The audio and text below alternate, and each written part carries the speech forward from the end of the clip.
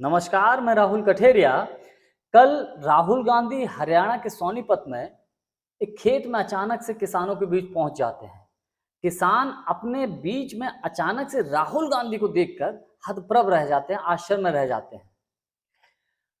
किसान उस वक्त अपने खेतों में धान की फसल की रोपाई कर रहे थे।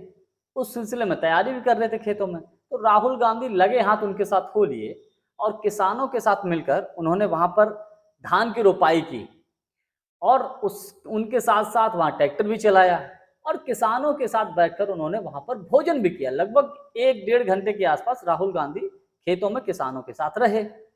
इस दौरान राहुल गांधी ने किसानों की समस्याओं को समझा। फसल बोने से लेकर फसल काटने और फसल को मंडी में बेचने तक की सारी समस्याओं को उनको उन्होंने समझा किसानों से। और किसानों ने भी बड़े प्रेम से राहुल गांधी को जो भी समस्याएँ होती हैं खेती किसानी में, उन समस्याओं के बारे में बताया। उसके बाद फिर राहुल गांधी वहाँ से चले जाते हैं।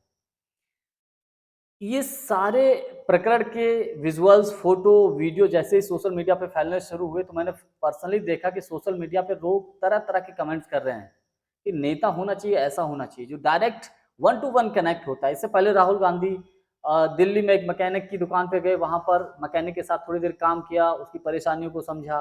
कुछ दिन पहले एक ट्रक पर सवार होकर पंजाब में यात्रा की, उसके बाद फिर अमेरिका गए। तो उस दौरान उन्होंने इन चीज़ों को डिस्कस किया कि किस प्रकार से भारत के ट्रकों में और अमेरिका के ट्रकों में अंतर होता है। इनकम के बारे में अंतर इस चीज़ का चर्चा की। और एक जगह कर्नाटक में गए जब घूमने के लिए तो वहाँ पर डिलीवरी बॉय के साथ घूमते हैं। तो ये जो सारी चीज़ें हैं, राहुल गांधी को कहीं न कहीं अन्य नेताओं से थोड़ा-सा अलग बनाती हैं। क्योंकि देखिए कोई भी वीवीआईपी इस प्रकार से डायरेक्ट एकदम अचानक से आम जनता के बीच में चला जाए, तो ये बहुत बड़ी बात होती है। और वो भी ऐसी कंडीशन में जब राहुल गांधी के खिलाफ मानहानि जैसे मामले में अधिकतम 2 साल की सजा सुनाई गई। आज तक हमारे देश में ऐसा नहीं हुआ है कि मानहानि के मामले में अधिकतम 2 साल की सजा सुना दी गई हो। जब गुजरात हाई कोर्ट गए तो वहां से भी रिजेक्ट हो गया हो। उसके बाद उनकी संसद की सदस्यता को निरस्त करा दिया गया हो, उनका घर भी खाली करा दिया गया हो।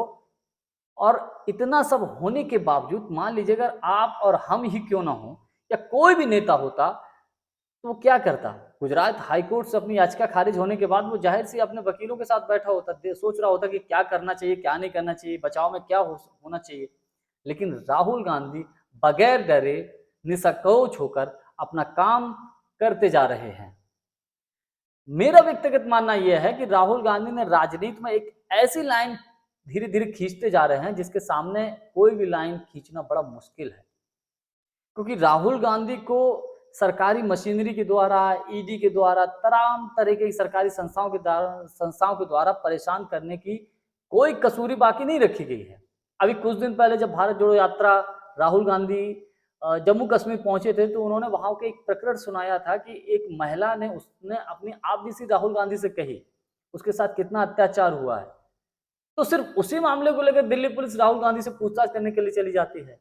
और वैसे कहीं देश में इतनी घटनाएं हो जाती, कोई कार्रवाई नहीं होती साहब, इतनी जल्दी कार्रवाई नहीं होगी। लेकिन राहुल गांधी को टॉर्चर करना है, राहुल गांधी को परेशान करना है, तो सारी सरकारी संस्थाएं लग जाती। क्यों? क्योंकि देश में केवल एक ही ऐसा चेहरा है इस वक्त जो प्रधानमंत्री मोदी जी को सीधा टक्कर दे सकता है, मोदी जी से आंख में आंख डाल के बात कर सकता है, तो वो केवल और केवल राहुल गांधी है।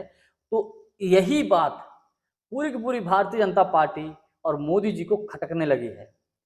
खुद गोदी मीडिया के सर्वे जो 24 घंटे सरकार की जी हजूरी करते हैं, उस गोदी मीडिया के सर्वे भी ये दिखाने लगे हैं कि लोकप्रियता के मामले में राहुल गांधी का ग्राफ बहुत तेजी के साथ ऊपर चढ़ता चला जा रहा है।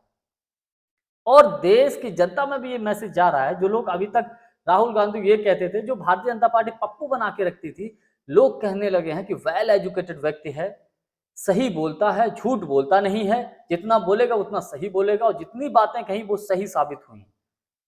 तो लोग भी कहने लगे हैं यार, एक वेल एजुकेटेड व्यक्ति को आप पप्पू बनाते हो, बताते हो, और जो बगैर पढ़े लिखे लोग हैं, अब उनके बारे में मैं क्या कहूँ। खैर, लोगों के समझ में आ गया है। लोग तो ये भी कहने लगे हैं कि मुझे भैया अच्छे दिन नहीं चाहिए, इन अच्छे दिनों से बेहतर है मेरे वो बुरे दिन वापस लौटा दीजिए।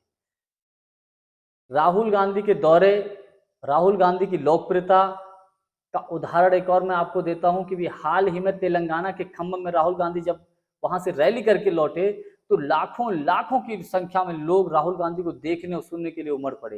ये उसका सबसे बड़ा उदाहरण है राहुल गांधी की लोकप्रियता का। आज के लिए बस इतना ही। वीडियो को लाइक, शेयर और चैनल को सब्सक्राइब जरूर कर दीजिएगा। बहुत बहुत धन्यवाद। नमस्कार।